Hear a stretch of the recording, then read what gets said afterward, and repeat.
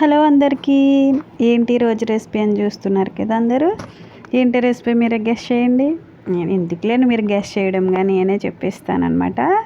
ఏం కర్రీ అంటే పచ్చి రొయ్యలు గోంగూర కర్రీ. మీలో ఎంతమందికి ఇష్టం? నాకైతే చాలా చాలా ఇష్టం. ఎప్పుడైనా మీరు ట్రై చేస్తారో లేదో కామెంట్ చేయండి. ఒకవేళ మీరు ట్రై చేసి ఉంటే మళ్ళీ ఇలా ట్రై చేయండి. చాలా టేస్టీ ఉంటుంది. రైస్ మొత్తం మీరే తినేస్తారనమాట, అంత బాగుంటుంది. పుల్లగా నోట్లో పెట్టుకుంటే అసలు ఉంటుంది అబ్బా, చాలా చాలా టేస్ట్ ఉంటుంది. ఒక్కసారి ట్రై చేయండి అబ్బా. ఎలా చేయాలి ఏంటనేది ప్రాసెస్ చెప్పేస్తాను అనమాట. చాలా ఈజీగా ఉంటుంది, చాలా బాగుంటుంది అనమాట. చాలా టేస్టీ కూడా ఉంటుంది. అసలు అంత బాగుంటుందో, నోట్లో పెట్టుకుంటే అసలు పుల్లగా అనిపిస్తుంది. ఎంత బాగుంటుందో.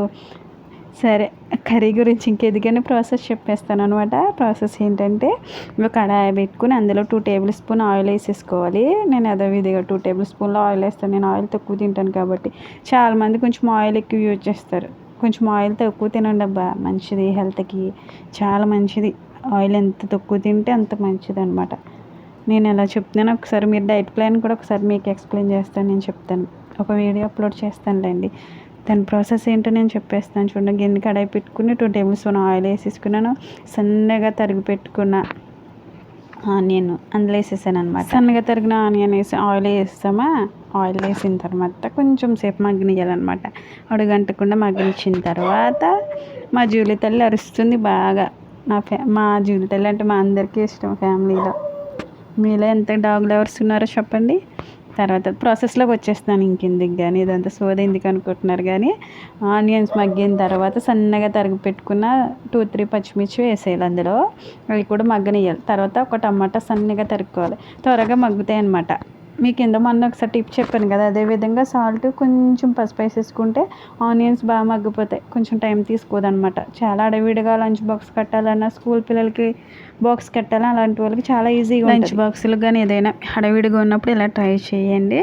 అప్పుడు పచ్చిరొయ్యలు వేసేసుకోవాలన్నమాట. అది ఆయిల్లో మగ్గిన ఆయిల్లో వేసేసుకోవాలి. ఉల్లిపాయలు గట్రా ఆనియన్స్ ఫ్రై చేసాం కదండి, అందులో వేసేసుకున్న తర్వాత రొయ్యలు కూడా గోల్డెన్ కలర్ వచ్చేంత వరకు వెయిట్ చేయాలి.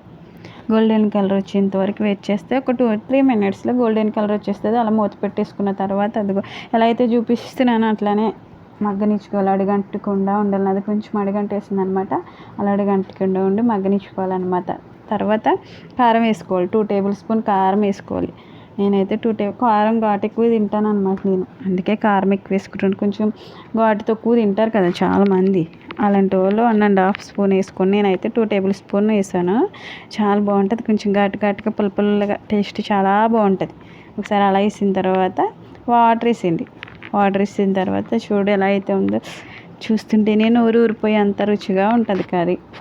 అలా అయితే ఒకసారి వాటర్ వేసిన తర్వాత మగ్గనిచ్చిన తర్వాత కొంచెం ఎగురుతున్నప్పుడు మనం గోంగూర ఉడకబెట్టేసుకున్నాం. నేను చూపించలేదు. ఉడకబెట్టేసుకున్న గోంగూరని నేనైతే ఇంకా పప్పు రుబ్బలోకి మిక్సీ పట్టేసాను. మెత్తగా అయిపోయింది అనమాట. దాన్నే డైరెక్ట్ అందులో వేసుకోవాలి. దింపుతున్నా అన్న టైంలోనే వేసుకోవాలి గోంగూర ఎప్పుడైనా సరే, అప్పుడే బాగుంటుంది టేస్టీగా. ముందే వేస్తామంటే అది ఇది మిక్స్ అయ్యి చాలా కొంచెం అదే విధంగా ఉంటుంది. నాకైతే నచ్చింది. నేనైతే దింపి ముందే వేస్తాను. అందుకే మీరు ఈ టైప్లో చేస్తే రైస్ అంతా మీరే తినేస్తారని చెప్తున్నాను నేను. అందుకే ముందే చెప్పాను. ఒకసారి మీరు ఇలా ట్రై చేయండి. అలా వేసిన తర్వాత ఫైనల్గా కొత్తిమీర వేసి దింపేసుకోవడమే. ఒక్కసారి అలా ఉంచి 1 మినిట్ అలా ఉంచేసి కట్ చేసేసుకుని అంతే, సర్వ్ చేసుకుని తినేయడమే. ఎంత బాగుందో. బాయ్ అందరికీ.